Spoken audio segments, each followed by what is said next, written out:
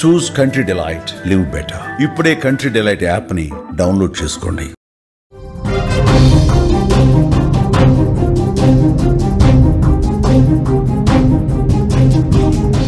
తెలుగు రాష్ట్రాల్లో భారీ వర్షాలు పడుతున్నాయి. జలమయమైపోయాయి విశాఖ, హైదరాబాద్. ఆదిలాబాద్ జిల్లాలో రికార్డు స్థాయి వర్షపాతం నమోదైంది. లోతట్టు ప్రాంతాల్లోకి వరద నీరు చేరుతోంది. కొన్ని జిల్లాల్లో స్కూల్స్కు సెలవు కూడా ప్రకటించారు. జీవీఎంసీ ప్రభుత్వ యంత్రాంగం అప్రమత్తమయ్యాయి. మరో 3 రోజులు భారీ వర్షాలు ఉండబోతున్నాయి. 2 రోజులుగా తెలుగు రాష్ట్రాల్లో భారీ వర్షాలు కురుస్తున్నాయి. ఈ కుండపోత వర్షాలు పలు జిల్లాలను అతలాకుతలం చేశాయి. సాగర్ నగరం, విశాఖపట్నంలో ఆదివారం నుంచి మొదలైన వానకు నగరంలోని రోడ్లన్నీ చెరువులను తలపించాయి. లోతట్టు ప్రాంతాలు పూర్తిగా జలమయం కావడంతో సాధారణ జనజీవనం స్తంభించిపోయింది. స్థానిక ప్రజలు తీవ్ర ఇబ్బందులు ఎదుర్కొన్నారు. విశాఖ నగరంలో 5 సెంటీమీటర్ల వర్షపాతం నమోదు కాగా, గాజువాక, పెదగంట్యాడలో ఏకంగా 6 సెంటీమీటర్ల వర్షం నమోదైంది. ముఖ్యంగా గాజువాకలోని dairy colony, HB colony, rickshaw colony వంటి ప్రాంతాల్లో ఇళ్లలోకి సుమారు 3 అడుగుల మేర వరద నీరు చేరింది. జ్ఞానాపురం, చిలకపేట, వన్ టౌన్ ఏరియాల్లో వరద ఉధృతికి రాకపోకలు నిలిచిపోయాయి. హనుమంతవాక, తాడిచెట్లపాలెం వంటి కొండ ప్రాంతాల్లోని ప్రజలు భయాందోళనకు గురవుతున్నారు. విజువల్స్లో మీరు చూస్తున్నారు, భారీ వర్షపాతం నమోదవుతోంది. ఎక్కడ చూసినా వర్షమే పడుతోంది. లోతట్టు ప్రాంతాలు జలమయమయ్యాయి. వాగులు, వంకలు పొంగి ప్రవహిస్తుండడంతో ప్రమాదకర పరిస్థితుల్లో ఏ విధంగా నడుచుకుంటూ పోతున్నారో కూడా చూడొచ్చు. వాహనాలు తీసుకొని పోతున్నారో కూడా మనం చూస్తున్నాం. భారీ వర్షాల నేపథ్యంలో జీవీఎంసీ అధికార యంత్రాంగం అప్రమత్తమైంది. భారత వాతావరణ శాఖ మరో 3 రోజుల పాటు భారీ వర్షాలు, ఉరుములు, బలమైన గాలులు వీచే అవకాశం ఉందని స్పష్టంగా హెచ్చరించింది. దీంతో జీవీఎంసీ కమిషనర్ కేతన్ గార్గ్ అధికారులతో సమీక్ష చేపట్టారు. అత్యవసర సహాయక చర్యలు తీసుకోవాలని, అన్ని విభాగాలు సిద్ధంగా ఉండాలని ఆదేశించారు. ప్రజల సహాయార్థం జీవీఎంసీ ప్రధాన కార్యాలయంలో ప్రత్యేక కంట్రోల్ రూమ్ ఏర్పాటు చేశారు. బాధితులు తమ సమస్యలను 180042500009 మళ్ళీ చెప్తున్నాను, 180042500009 అనే టోల్ ఫ్రీ నంబర్కు ఫోన్ చేసి తెలియజేయవచ్చని కమిషనర్ సూచించారు. లోతట్టు ప్రాంతాలు, శిథిలావస్థలో ఉన్న ఇళ్లలోని ప్రజలను సురక్షిత ప్రాంతాలకు తరలించేందుకు పాఠశాలలు, కమ్యూనిటీ హాళ్లను పునరావాస కేంద్రాలుగా సిద్ధం చేశారు.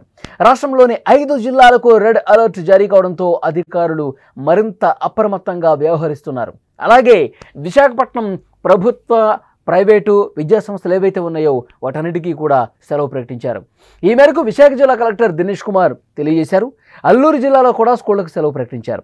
పాడేరు, అనకాపల్లిలో కూడా సెలవులు ప్రకటించాలని డిమాండ్లు వస్తున్నాయి. మరోవైపు అల్పపీడనం మరికొన్ని గంటల్లో వాయుగుండంగా మారబోతోంది.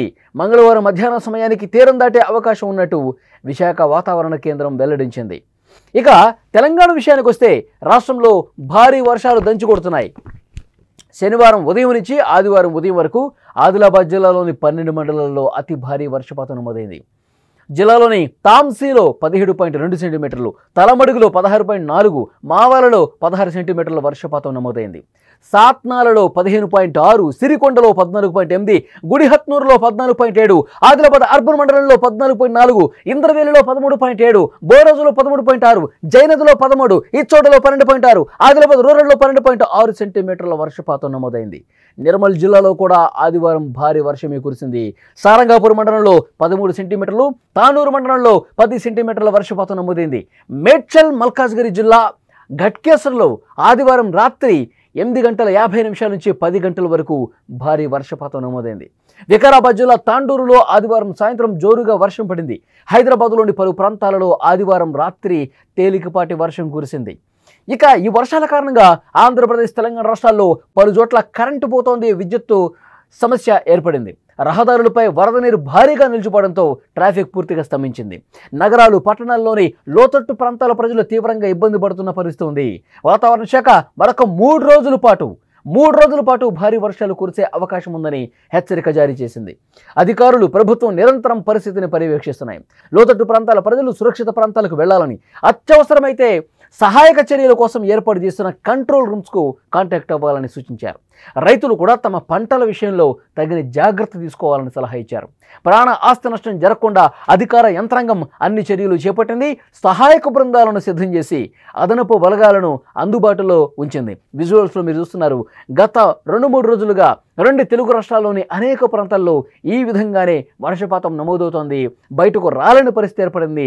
లోతట్టు ప్రాంతాల్లో ముఖ్యంగా వాగులు వంకలు పొంగి ప్రవహిస్తున్నాయి. కలవట్లు దాటి ఉప్పొంగి ప్రవహించడంతో అలుగుపారి ప్రవహించడంతో రాకపోకలకు తీవ్ర ఇబ్బంది ఏర్పడింది.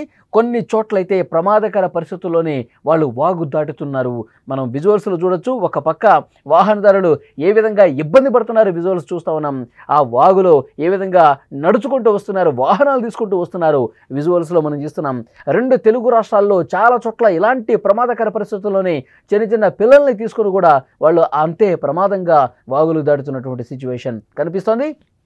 చెప్తున్నారు వర్షాలు పడే సమయంలో అధికారులు చాలా స్పష్టంగా హెచ్చరిక జారీ చేస్తున్నారు. వర్షాలు పడే సమయంలో ఎవరు కూడా దయచేసి బయటకు రావద్దు. ముఖ్యంగా ప్రమాదకరమైనటువంటి ప్రాంతాలలో మీరు వాహనాలతో ముందుకు రావద్దు. ఈ పట్టణాల్లో అయితే విపరీతంగా ట్రాఫిక్ జామ్ అవుతుంది కాబట్టి రోడ్ల మీదకి రావద్దు అని చెప్పి చాలా స్పష్టంగా హెచ్చరిస్తున్న పరిస్థితి. 2 రోజులుగా తెలుగు రాష్ట్రాల్లో కురుస్తున్నటువంటి భారీ వర్షాలకు ఏ విధమైన పరిస్థితులు ఉన్నాయో విజువల్స్లో మీరు చూస్తున్నారు. ఈ కుండపోత వర్షాలు పలు జిల్లాలను అతలాకుతలం చేశాయి. ముఖ్యంగా విశాఖపట్నంలో ఆదివారం నుంచి మొదలైన వానకు నగరంలోని రోడ్లు మొత్తం కూడా చెరువుల్లా కనిపిస్తున్నాయి. లోతట్టు ప్రాంతాలు పూర్తిగా జలమయవడంతో సాధారణ జనజీవనం స్తంభించిపోయింది. స్థానికంగా ప్రజలు ఇబ్బంది పడుతున్నారు. స్కూళ్ళకి సెలవు ప్రకటించారు. సెంటీమీటర్లు వర్షం పడటంతో అక్కడ స్థానిక ప్రజానీకం అనేక ఇబ్బందులు పడుతుంది. వాళ్ళ నిత్యావసరాలకు రోడ్ల మీద కూడా రాలేని పరిస్థితి ఏర్పడుతుంది. ముఖ్యంగా విశాఖలో పరిస్థితి అయితే చాలా ఏ విధంగా ఉందంటే అక్కడ ప్రజలు తీవ్ర ఇక్కట్లు పడుతున్నారు. గాజువాకలోని డైరీ కాలనీ కావచ్చు, అలాగే హెచ్బి కాలనీ కావచ్చు, రిక్షా కాలనీ కావచ్చు, ఇలాంటి సిచ్యువేషన్స్లో ఇలాంటి ప్రాంతాల్లో 3 అడుగుల మేర వరద నీరు చేరింది. జ్ఞానాపురం, చిలకపేట, 1 టౌన్ ఏరియాల్లో కూడా వరద ఉధృతికి రాకపోకలు నిలిచిపోయాయి. అధికారులు ఎక్కడికొక్కడ కంట్రోల్ రూమ్స్ ఏర్పాటు చేశారు. ఏదైనా సమస్య ఉంటే కంట్రోల్ రూమ్కి ఫోన్ చేయండి, సమాచారం అందించండి. అధికారులు హుటాహుటిన అక్కడ చర్యలు తీసుకోవడానికి అవకాశం ఉంటుందని చెప్తున్నారు. ఇటు తెలంగాణ కావచ్చు, ఆంధ్రప్రదేశ్ కావచ్చు, 2 చోట్ల కూడా ముఖ్యంగా మరొక 2-3 రోజుల పాటు ఇదే విధమైన పరిస్థితి ఉంటుంది. అప్రమత్తంగా ఉండాలి అని చెప్పి చాలా స్పష్టమైన హెచ్చరిక జారీ అవుతోంది.